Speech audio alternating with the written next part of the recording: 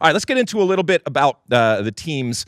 And we're at 29 teams. Who knows where we're going? Obviously, 30 come in next year with San Diego, and who knows where it stops. So there's a lot of teams. There's all of these different stories that we can talk about both on and off the field. I picked some contenders and some pretenders. So my 3 contenders, and again, there's others out there that you could certainly pick, and I'm sure that people have out there. A lot of people talking about Seattle, and I'm certainly on board, as insufferable as they are. And can you imagine if they are back on top and winning MLS Cup, how even more insufferable they get?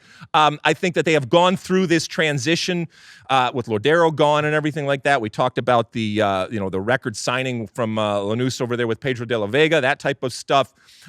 So I think that Seattle is absolutely going to be back and in the running, and maybe a return to form. Look, Columbus won it last year. They haven't done a lot, but they didn't need to do a whole lot. We haven't seen the best of Rossi when it comes to Columbus. Cucho is Cucho. Nagbe, when all is said and done, again, Darlington Nagbe might come down to be the best MLS player in history. I just said it there. You mentioned Atlanta with Giakoumakis. I think he comes into his own this year. Remains to be seen what's going to happen with Almada, and I think that this is an Atlanta team that returns to the elite in the way that we look at them going forward. So those are my 3. Okay. I'm not so sure on Atlanta. Okay. One of the big ones there, and it comes off the back of what we were just talking about, which is that Thiago Almada is looking to try and leave that team. So if he leaves, that's a big loss, huge hole to fill. I will give you that I feel a lot more confident about Atlanta than I have in previous seasons, because now you have Garth Lagerwey in pulling the strings. This roster is built differently. They're not going as much on trying to hit the big Pity Martinez, Barco, Almadas. Let's spend $20 million. Let's see if we can recoup our investment and sell them on. But you can make a better case for it. I can make a better case. If I was going to slip a team in there ahead of Atlanta in your list, I would go with FC Cincinnati. Now in their second, not second season, but their third season, I think, under Pat Noonan now. Second good season. Yeah, second good season, coming off the back of a Supporters Shield. Brandon Vasquez has gone to Monterrey, but Corey Barrett is not Brandon Vasquez, but I still think that Chris Albright can do a lot of work in the transfer window and bring in somebody up front along with Bupenza that can kind of push them next. They're a good, solid team. They lose one of their center backs. They bring in Miles Robinson from Atlanta United. I think that's where Atlanta could struggle, is at the back. So I've got contenders similar: Columbus, Cincinnati, the good old Midwest over there in Ohio, and then I've got Seattle Sounders and LAFC. I know you said 3. I've picked 4. That's all right. That's all right. Mosse? Columbus trying to do something that's only been done 3 times before in league history, which is to win back-to-back MLS Cups. You were part of a team that did it, Houston Dynamo, 2006, 2007. What was that mindset coming back in 2007 when you guys were defending that crown? What advice would you give to Columbus this season as they look to pull off the similar feat? Well, I think the big thing is embrace being the champion. And I think some teams think, well, this is MLS. It's such a hard league to repeat. And I get that the league has changed since when we did it, and I think it was only maybe 16 teams at that point. We're going to be heading in with 29 this year. But for the Columbus Crew, I think they've got that championship mentality. They won MLS Cup back in 2020, even though this is a totally different team. Wilfred Nancy, the coach, is a winner. Cucho Hernandez is a winner. You're going to have Diego Rossi now in a full season. So I think you have enough guys in there. And Darlington Nagbe, you said, Alexi, he's at the middle of that. That guy is a champion. He's won wherever he's gone. He's won in Atlanta. He's won in Portland. He's won in Columbus now. And so I think they've got the right pieces to certainly compete and repeat. I wouldn't. The betting odds have them at the second best favorite behind Inter Miami, and I think that's about appropriate. Okay. Let's go to some pretenders. And look, this is MLS. We talk about MLS. It is manufactured parity. It is by design. You can argue that this is how it has become the most successful North American professional male soccer league in history. And so picking who's going to do well and who's not going to do well, it's not an exact science. Okay, so I'm still not sold yet on NYCFC, in that I still think that and look, this is the team that won MLS Cup a few years ago. I don't think that right now Nick Cushing, who's I think is on the hot seat from the get-go, your friend Talis Magno over there, and those types of players, Keegan Parks and Sands and these types of players. And yes, they've had some signings. And again, maybe these are signings that are under the radar, and until the first whistle blows, we won't see actually who they are and how good they are. I just don't think that they are back to the level of when they won MLS Cup. So they are certainly one of my pretenders. You mentioned Charlotte, and look, they might sign what's his name? Luciano Rodriguez. They might sign that. I think that this is a much longer term type of project.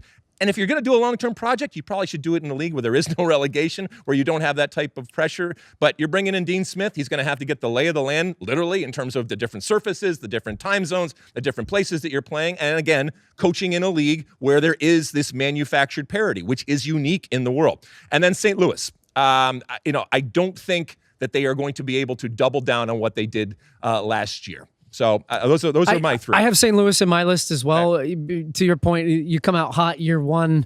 What they did off the field, phenomenal. But one of the things we've seen, and this is a trend I've seen in MLS over recent years, is teams that play the way that they do, which is similar-ish. I don't want to lump it in exactly with the Red Bulls, but it's certainly a high press, high intensity, high octane environment. They make teams uncomfortable. They try to win the ball back and create chances in the final third. They fall off by the summer, and that's what happened to St. Louis. They were hot out the gates. I think they won their first 5 games in the league. They were flying. They rode that momentum. Then all of a sudden... Right, a good goalkeeper. Yeah, the good goalkeeper. Berkey played out of his mind. His expected goals against, he was way above that, or below that, rather. But then in the summer, they had injuries. Klaus got injured. He missed a chunk. They started losing games, and then they lose the first round of the playoffs against Sporting Kansas City. So I think one of the big challenges for Bradley Carnell is to try to figure out how to manage a whole season, because now they're in CONCACAF Champions Cup too. Yeah. So they're starting out the season even earlier. So I think you can play that style, but sometimes you have to try to dial it back. So I've got them in my pretenders list. I don't think they can achieve what they did last year. The other one, LA Galaxy. Again, missed the playoffs, and they've had a lot of changes in the front office. Will Kuntz, over to you. What can you do now with this roster? Apparently, Greg Vanny's taken a step back. Gabriel Peck is a player that's going to be coming in, expected to make a big impact in the beginning. Joveljic is going to be the lead striker. No Chicharito. I just don't see it again with this team. When I look at what I think their starting lineup is going to be on week 1, I don't see that this is a team. This is based on the standards of being the LA Galaxy, the winningest team in Major League Soccer history. You got to be competing for championships, and I just don't see it. Yeah, they also added paint still. So they made some interesting moves this offseason, but I agree with you. I still don't love that team all that much. You mentioned NYCFC. They could be successful despite what I'm about to say. I mean, to your point, they won MLS Cup a couple years ago. We all see the success that Girona are having in La Liga, but more and more, they've started to feel to me like a branch of the City Football Group Redheaded network. stepchild, my friend. And the old selling and breeding ground. And it's just about shuffling young players around the board and whatever personnel moves they make, it's part of a larger City Football Group strategy. They're not hyper-focused on making moves to win trophies. Oh, we have a weakness here. Let's go out and sign a proven player to go plug that hole. Okay, so from a business standpoint, I think that's a great business model. But how do you feel if you're a New York City FC fan? Yeah, I wonder. I mean, they've been successful the last few years up until last season. If they have another bad season this season, I think some NYCFC fans are going to start to question where they place in this sort of overall pecking order of the City Football Group and if the strategy is really conducive to being successful moving forward. All right, let's go to a surprise team here. I got the Chicago Fire under Frank Klopas. Again, Kellen Acosta's come in, huge signing with Cooper's $12 million striker over there coming over from Ghent. At some point, the Chicago Fire have to come good, right? So I'm thinking eventually, thinking it's this year. So that's my surprise team. You got a surprise team, you guys? I'm going to go with where did I have him? I just had him. I thought, Nashville SC. How about that? Okay. So their odds to win MLS Cup are plus 2,500. You bet $100, you win 2,500. I just think that, they made a couple savvy signings in Drew Yearwood, who I just think he's a good player. I think New York Red Bulls valued him a little bit higher than he actually is within that. But I think he's a guy that comes in, and they've signed some good role players within the team. They strengthen the middle of the field. Defensively, they're always very good. The way that they play is risk-averse with Gary Smith. Fans don't love it. But they find ways to win games. And this was a team that almost beat Inter Miami in the League's Cup final, and I think put so many eggs in that basket that they kind of petered out down the stretch in MLS. So I've got them as my team. Hani Mukhtar is one of the best players in the league. He does it year in, year out. And I'll go with them as my surprise team to make a deep run this year. Mosse? Wondering about Minnesota. They've been a punchline because of the coaching situation, but there's still some pretty good personnel in that team. If they can find the right coach. And I saw they were linked today to this young Manchester United assistant. The guy's 31 years old. So we'll see if they find the right coach. I still think they could be a surprise. And you look at their front line. To your point, yeah. I mean, you have Pookie, who didn't quite light it on fire just yet. Robin Ludd. They have Emmanuel Reynoso. Like, he turned up, right, Lex, this year? Reynoso, he's here? Evidently, he is. Okay, he's back. He is on American land, okay? So we'll see but if he gets to the their game. biggest question has been defense. But, yeah, I mean, it's going to be the first time we haven't seen Adrian Heath in the dugout for Minnesota United since the franchise began. Are you buying Orlando? They add Lodero. They add Luis Muriel. Do you see I'm buying them as- Orlando. I love Pareja as a coach. I think they continually find a way to change the roster each year. They brought in a new center back this year. Antonio Carlos has gone back to, I think it's Brazil for to play in. And I just think that they have a good, solid, hard team to play against. They had, 62, 63 points last year in the Eastern Conference. So they mean business, Orlando City. Can I just say something? You mentioned Minnesota. And look, I know it's easy to make fun of a team that hasn't named a head coach. But if rumors are to be believed, you mentioned Eric Ramsey is his name, 31 years old or something like that. He would be the youngest coach in Major League Soccer history. And, coming over from England and an assistant coach over there at Manchester United, evidently the set-piece coach under Ollie years and years ago. There's a part of me that says, could this opportunity, we always talk about opportunity in this day and age and trying to give people that either traditionally or historically haven't had opportunities. This is a 31-year-old Englishman coming over to be a coach of Major League Soccer. Are there not any domestic coaches that are of quality to be able to come in and coach and be given this opportunity, to be given this pathway? I don't know. Look, Aaron Ramsey might be wonderful, and he might be another Jose Mourinho, okay? A wunderkind who comes in and does things that likes of which we have never seen.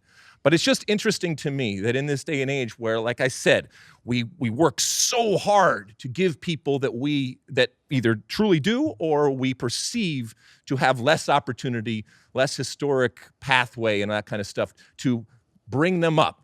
And yet we're cool. And it's an interesting debate because I think if you look at American young coaches that have done well recently in the league that have been given exactly that opportunity, FC Cincinnati, Pat Noonan got his first head coaching job.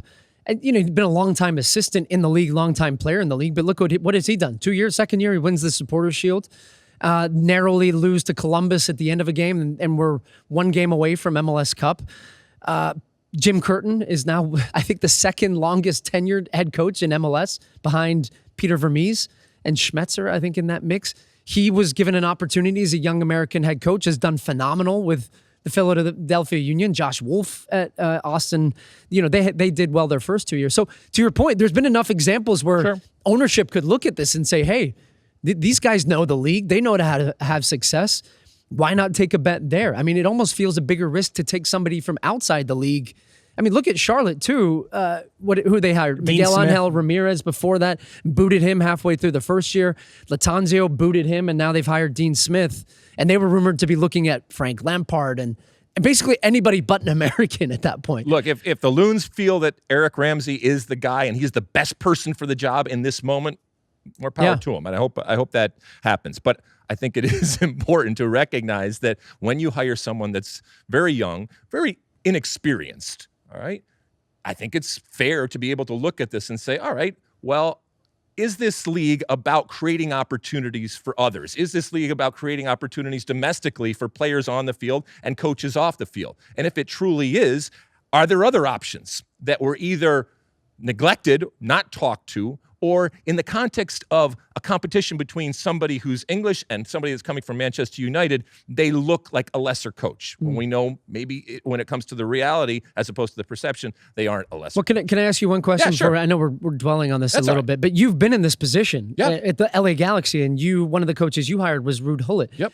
Do you feel why did you feel that was the right coach beyond it being Ruud Gullit? Just the fact that it was somebody outside. We don't need to get into Ruud Gullit as much. Because David Beckham wanted it. David Beckham wanted it. Okay, but in hindsight, do you feel like, I mean, the answer is yes. I would do things very differently. You do it very today. differently Yes, now. I would today. do things very differently. Okay, that's what I meant. If you were in today. the same position now, and I had you in charge of Minnesota or Charlotte, who would you be looking at as a head coach? Look, this argument happens in all countries and cultures and all leagues out there. The English have this on a constant basis. Hey, why are we bringing in and importing in coaches from outside when we have plenty of coaches here? So this is an evergreen type of topic. So anyway, I think we've exhausted that. Looking back at your general manager record, I would hope you would do things very well. That's a shot back for the Sty, by the way. All right, easy, Sty boy, all right? You like that clip? Well, my State of the Union podcast drops twice a week right here on my very own YouTube page. The only way to stay up to date is to hit that subscribe button down below. Size the day, and see you soon.